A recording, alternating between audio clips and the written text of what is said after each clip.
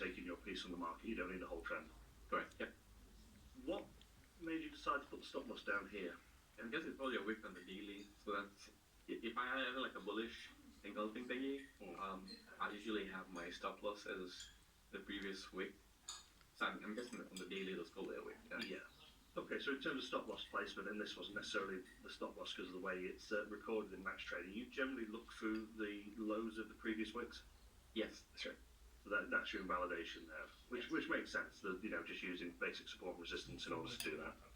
There's another excellent trade. This is relatively quick for you. This is only from the 5th of November up to the 13th of November, and I believe the US election was on the 5th of November, and you captured the sort of bullishness from that. You can see the market's gone a little bit sideways while it's been, I guess, waiting to find out what the election result is, and then it's coming as well. And what I noticed from this trade, I mean, there is a break of the range, but yeah, we've got this first bullish candle, second bullish candle, and you've not sort of got the FOMO for missing out on that initial move and the second move. And you say you like to buy strength, you've actually bought at the top of this candle as well. Can you talk us through this trade as well?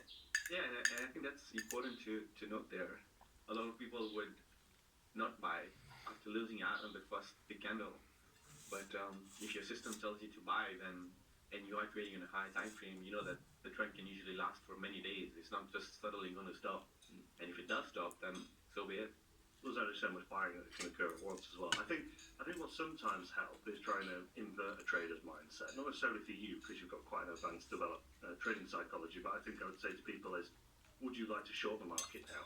Even after those two initial sort of bullish candles, I would say, would you like to short the market now? And if the answer is hell no, then sometimes that can be an indication that you might want to go long as well. Right. This one's very interesting. It's the Nasdaq trade that began on the 27th of November and lasted all the way until the 18th of December. Now, you've identified, you've almost got this sort of ascending channel here. You've identified the entry here. You've got your stop loss below this wick, and the market's carried on. Now, what's interesting about this trade? It's still a superb profit. It's still over $10,000, which isn't bad for 3 weeks of work. But what interests me about this trade is the fact that it went to 2x at that level. You say you were traveling at the time of this trade. Talk me through that. Yeah, and when I got back from my travels, I saw that there was some news that affected the trade. But like any other trade, I had my stop losses in place. So this particular trade, I think I lost a bunch of unrealized profit. But yeah, that's just the nature of trading.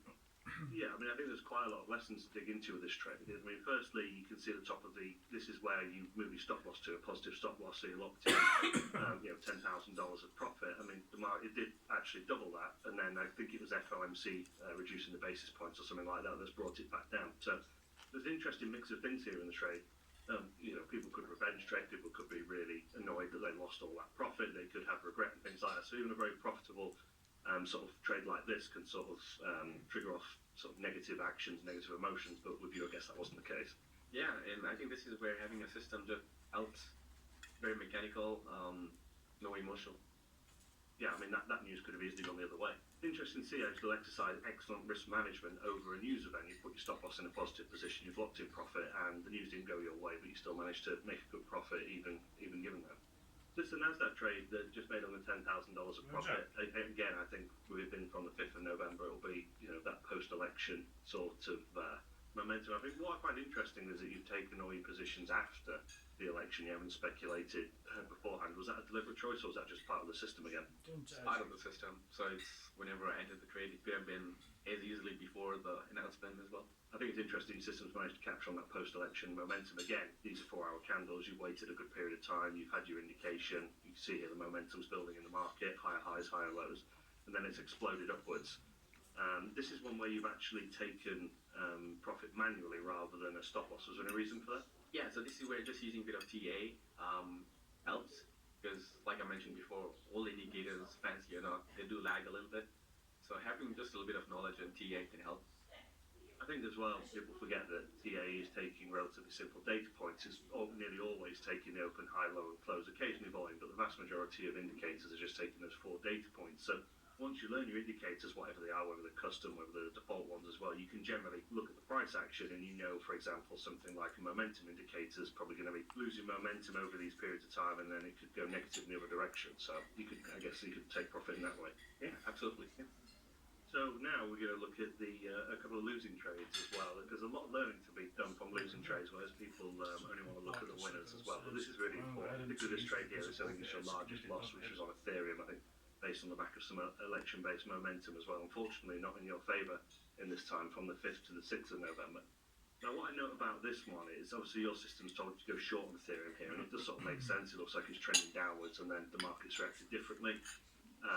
You know, President Trump has been very bullish on crypto, says wants to make crypto sort of very friendly in America, and because it's built with crypto futures as well, there's early indications that's going to happen as well. So crypto was very, very well received with the election result as well. Now, what I know about this one is that this is a quick loss. It's quite a significant sum of money. Is there anything you regret about this trade, or are you still happy having taken it? No, no regrets. I mean, it's part of my system, which will not work 100% of the time, but that's just cost of doing business. It is. Did it affect your mindset or anything like that after taking this loss? Not really, but what this also did was most likely just turn the price action back into a more confirmed bullish structure. So that just means that I will just most likely long it the next time around. So you didn't let it affect you. You just sort of saw, well, the momentum of the market's changing. There might be an opportunity to go long, and then you just put that loss to one side. Yeah, absolutely. Yeah. I think for a few people this could have maybe triggered them off because it's quite a lot of money lost, and it's over for you. It's certainly over a quick time frame, isn't it? It's happened within a day. Yeah, these are one of the quick trades, definitely for sure. It helped you have some other good winning trades on the S&P and Nasdaq as well. So this was just, like you say, the cost of doing business. Yeah, absolutely. I think things will balance out eventually if you have a good system. So yeah. I think for me as well, you didn't let it impact on your other trades. It wasn't a case of I've lost $6,000, but I'm going to take $6,000 out of my existing trade. You compartmentalise them and you treat them all as separate trades, which is really impressive. Yeah, all separate trades, no emotional trading. There's a gold trade, which was your second largest loss, I believe, of $4,000. Initially, it's got going quite nicely.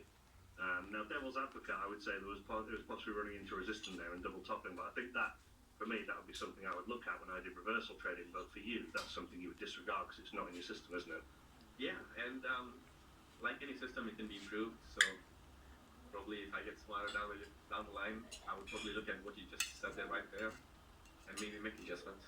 Yeah, I think the issue is though with that you can always do sort of analysis paralysis where you're just constantly looking at so many different data points and picking and choosing them as well. I think one of the things that we've done when we've tried to help people is you say to them, look, can you write down what goes into your decision making for your strategy? You should be able to write it down even if it's relatively discretionary. Whereas one of the things that people can do is just pick different bits that suit them at different times, either in order to trade or not to trade.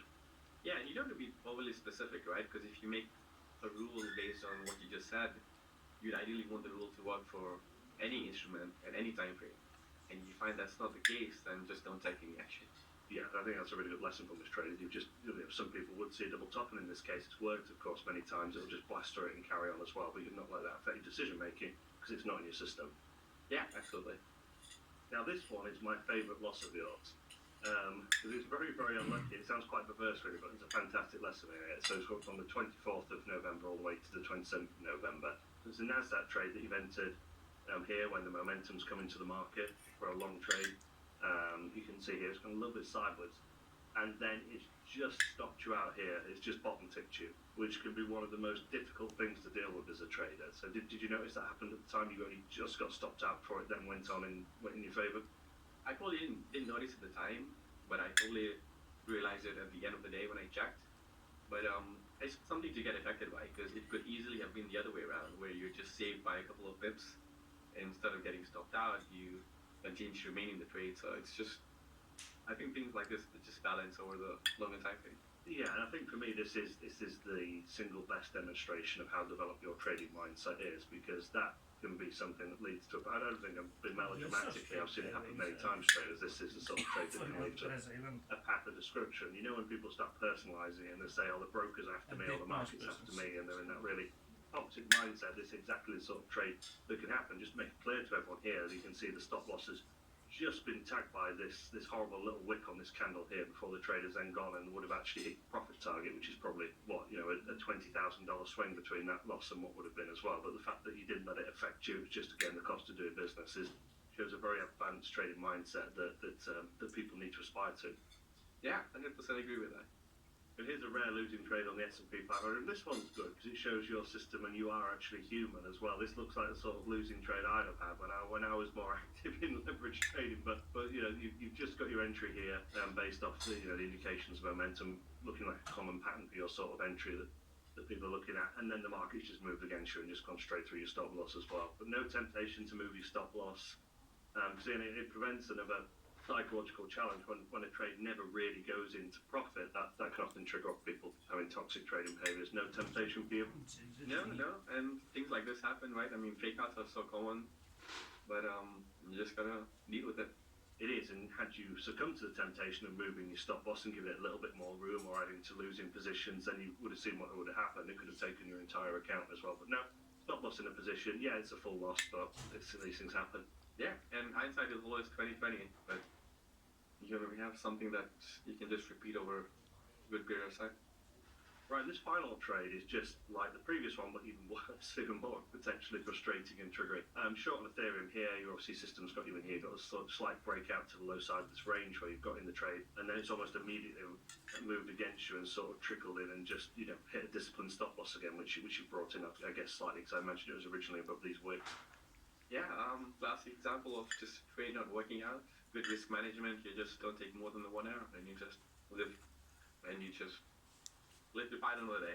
You do, and I think going back to your dashboard one final time as well, you're looking at these losses. Okay, one was 6,000, but the vast majority of them are significantly smaller than that. So if you have a $17,000,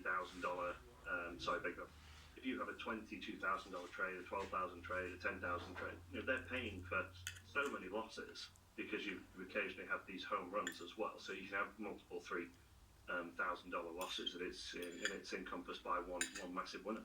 Yeah, absolutely, and it goes with kind of the saying of let your winners run, but just control your losers. Never have a big loser, and I think that's very important.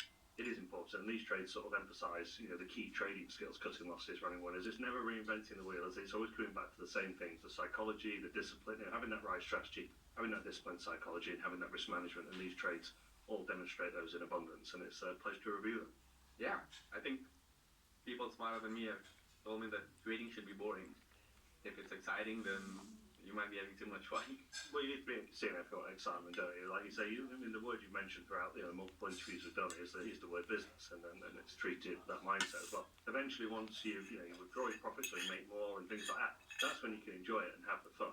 But the actual business of generating those gains has to be very professional and business-like. Absolutely, 100%. Yeah, get rich in a boring way. Absolutely. All right, thank you very much for your time. Thank you.